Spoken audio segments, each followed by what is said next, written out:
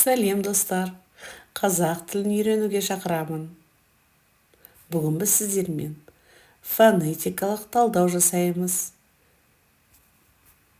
Мы с вами научимся делать фонетический разбор слова. Для начала вспомним, что в казахском языке 42 буквы. Из них 37 звуков. Два знака у нас мягкий и разделительный. Гласные буквы ё, ю, я обозначают два звука. И, конечно же, в казахском языке 9 специфических букв.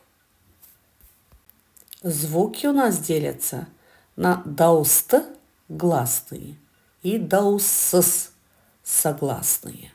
В казахском языке буква У может быть согласной и гласной. В каких же случаях она согласная?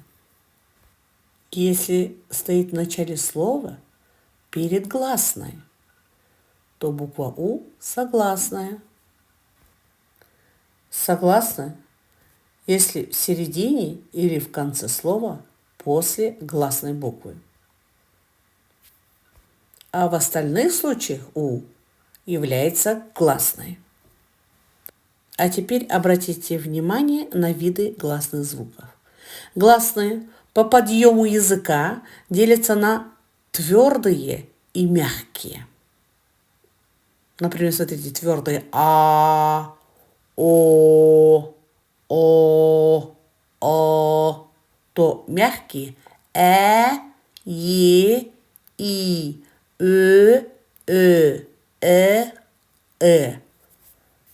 Если вы заметили, буквы и У взяты в скобки, так как в сочетании слова с другими гласными они могут быть либо твердыми, например, жиналыс, и либо мягкими, например, жидек.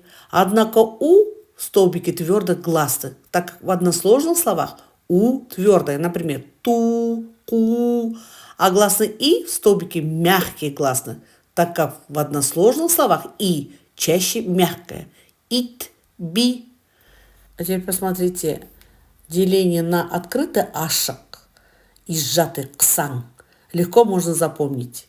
Если вы внимательно посмотрите на начертание букв, то открытый ашак все кругленькие. По написанию буквы, например, А, Е и так далее.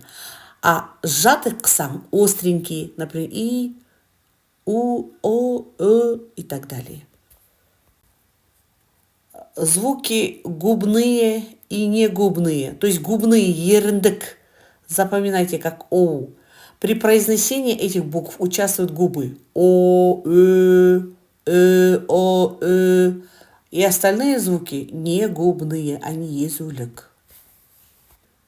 Перед вами гласные, которые образуют пары по твердости и мягкости.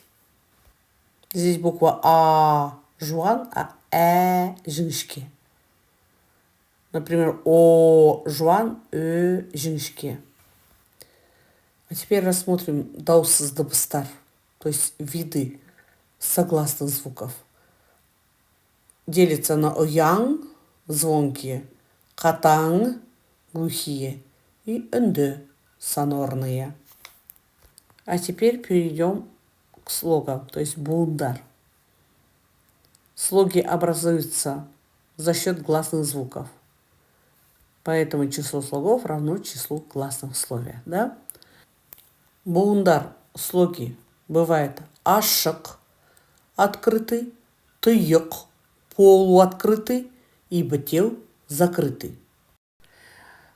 Открытый слог заканчивается на гласный,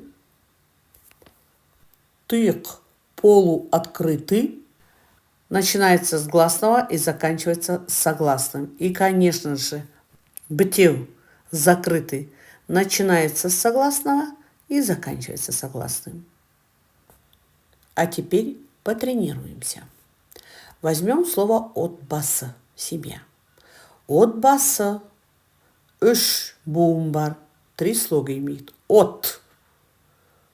Тыйық, то есть полуоткрытый. Ба ашық открытый, с ашық открытый. О дауысты, то есть гласный, жуан твердый, ашық открытый, еріндік губной. Т дауыссыз согласный, қатаң, глухой.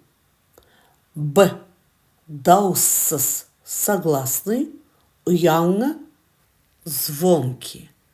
А дауысты гласный, жуан твердый, ашық открытый, езулік, не губной.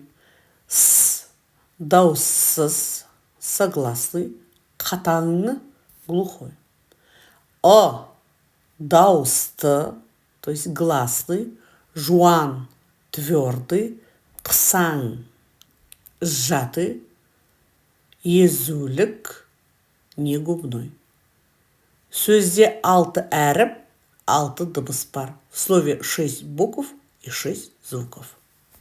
Точно так же разбираем слово «қоян», только здесь заметьте, буква «я» здесь обозначает 2 звука, поэтому в слове 4 буквы и 5 звуков. Сонымен барлығы түсінікті деп ойлаймын. Я думаю, все вам было понятно. Спасибо вам за внимание. Назарларыңызға рахмет.